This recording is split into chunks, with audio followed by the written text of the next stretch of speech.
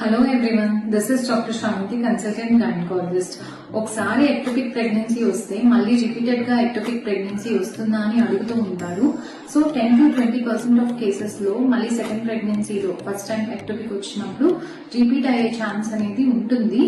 And దానివల్ల కొంతమంది pregnancy అంటేనే భయపడేలా అయిపోతుంది అనమాట because of this ectopic pregnancies. One of our patient, తనకి ఫస్ట్ రైట్ సైడ్ ట్యూబ్ లో ఎక్టోపిక్ ప్రెగ్నెన్సీ వచ్చి రప్చర్ అయిపోవడం వల్ల రైట్ సైడ్ ట్యూబ్ ని తీసేశారు.